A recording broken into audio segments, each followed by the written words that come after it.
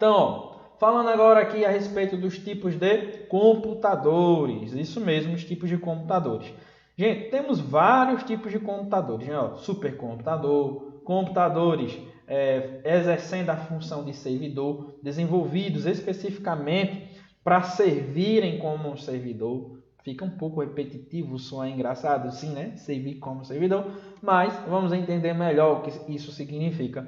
Temos também a figura do mainframe, né? Que vem a ser o mainframe, nada mais é do que um supercomputador, né? Um computador de grande porte, um computador muito utilizado aí para o armazenamento de dados, principalmente, tá? Então, supercomputador geralmente está associado à inteligência artificial, computadores pessoais, os ditos PCs, né? Ou personal computer, né? A ideia do computador pessoal. Então, o computador pessoal ele se apresenta de diversas formas, né? Como dispositivos móveis e também dispositivos físicos. Não é à toa que a gente classifica os PCs como desktops ou notebooks, vai depender muito, né? Notebook a gente leva para qualquer lugar, já o desktop não, ele vai ter uma característica mais fixa em um lugar determinado, não é isso? Então, a figura do servidor, geralmente, nós associamos não a uma máquina, mas a uma função, a função de servidor. Dois computadores, quando começam a estabelecer uma relação de troca, de comunicação, eles sempre terão aí, em um determinado momento, a função de cliente e a função de servidor. Quando estivermos estudando segurança da informação, nós também voltaremos a esse conceito, principalmente em relação a um software malicioso chamado Trojan ou cavalo de Troia, né? Que também vai trabalhar com esse conceito de servidor e cliente. Cliente é aquele que solicita, é o computador que vai precisar de algum tipo de recurso. Servidor, o que oferece, beleza? Mainframe vai ser muito utilizado no armazenamento, como eu já havia dito. Supercomputador na inteligência artificial e os computadores pessoais aí vão se distribuir, né, de diversas formas e são protótipos, né, dos supercomputadores. Tá? São microcomputadores também, os computadores pessoais. Tá? Por isso que antigamente nós tínhamos o curso de operador em micro. Veja. Por que operador em micro? Em micro o quê? Microcomputador. Bacana? Vamos lá, gente. Falar um pouco ainda sobre essa relação cliente-servidor. Ó, o computador do tipo cliente. Veja, o cliente ele faz lá a requisição ao servidor, né? O servidor, por sua vez, responde a essa requisição. Beleza? No nosso exemplo, temos a figura aqui de um servidor HTTP, né? Um servidor web, que recebe a requisição e responde a ela, tá bom? Show de bola! Então, o cliente, professor, que vem a ser o computador do tipo cliente, simbora. Ó, o computador do tipo cliente, ele consome os serviços de outro computador servidor, tá? Então, o computador cliente, ele vai consumir aqui os serviços de outro computador servidor. Bacana? Entendida a função do computador cliente, vamos agora falar um pouco sobre o computador servidor. E é muito tranquila essa relação. O computador do tipo servidor, por sua vez, vai oferecer aqui os recursos, os serviços a uma rede de computadores, né?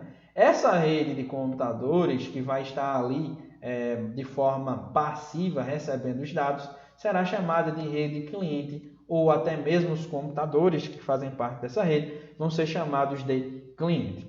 Então, só revisando aqui, né, gente? Temos um servidor do tipo web que vai requisitar, vai fazer a requisição, né?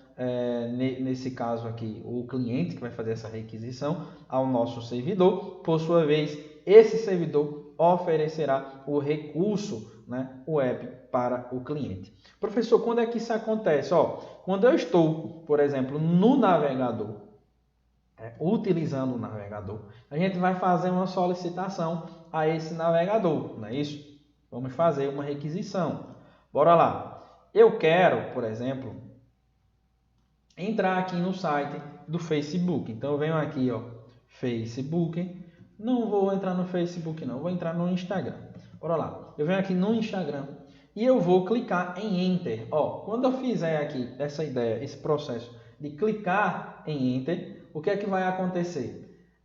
A gente vai requisitar esse site, esse endereço ao nosso servidor, né? Ele vai dizer, olha, servidor web, apresenta aqui para mim, por gentileza, por obséquio, né, a figura da nossa requisição, beleza? Quero que você acesse agora para mim, mostre para mim o conteúdo do site Instagram. Então eu vim aqui no Instagram e dei um Enter, ó. Fiz a requisição. O que foi que o servidor me respondeu? Ele me entregou aqui, ó, a página, né, do Instagram, né, com todo o conteúdo aqui. Bacana, show de bola, compreendido. Eu espero que isso aqui, né, gente, esteja sendo prático, que esteja sendo bacana aí para vocês. Show de bola? Vamos dar continuidade aqui ao nosso estudo, tá? Ainda falando sobre essa ideia de cliente-servidor, apresentando mais algumas características. Bora lá? Show de bola! Vejam só, o computador cliente, como vocês devem ter percebido já com facilidade, ele vai fazer a requisição, né? A requisição de informações para um servidor.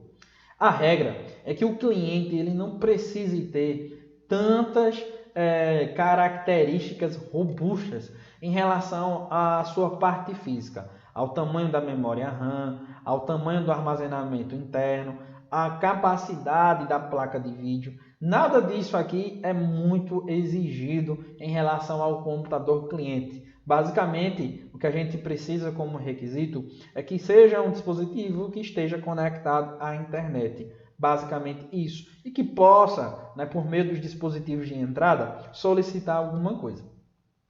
Enquanto o computador servidor, por estar desempenhando uma função, né, que exige realmente muita coordenação no ato de responder às solicitações do cliente, também necessariamente vai ser muito importante que esse servidor ele tenha uma parte, né, da sua constituição muito forte, muito robusta, que é a parte de hardware, né? A parte física que vai entregar todo o trabalho em questões de hardware, né? Vai ser muito importante, né, que ela apresente essa robustez.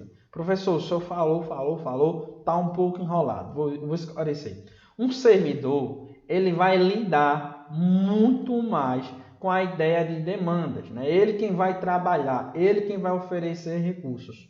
Portanto, ele precisa ter, né, características robustas no que diz respeito à memória, no que diz respeito à capacidade de armazenar dados, a capacidade de responder às solicitações dos clientes, né? Porque aqui no nosso exemplo nós temos apenas um cliente solicitando algo a um servidor. Mas no dia a dia, no cotidiano, nós teremos aí vários computadores clientes solicitando de forma simultânea algo a um servidor. Nós vimos aqui o exemplo do Instagram. Será que só uma pessoa vai acessar o Instagram por vez? Não. Milhares de pessoas, milhões de pessoas e tudo isso ao mesmo tempo. Então, o servidor ele precisa sim apresentar essa característica, né, de ser robusto, né, de conseguir de repente atender às necessidades de um grupo de computadores clientes, tá bom? Então, essa é uma das principais características aqui do computador do tipo servidor. Então veja, temos o computador cliente aqui, né, solicitando algo ao servidor e lá do outro lado, ó, também a figura do cliente. Então os dois estão aqui, dois clientes, cliente 1 e cliente 2, se comunicando com a figura do servidor. O computador servidor, por sua vez, né, vai entregar os recursos aos clientes.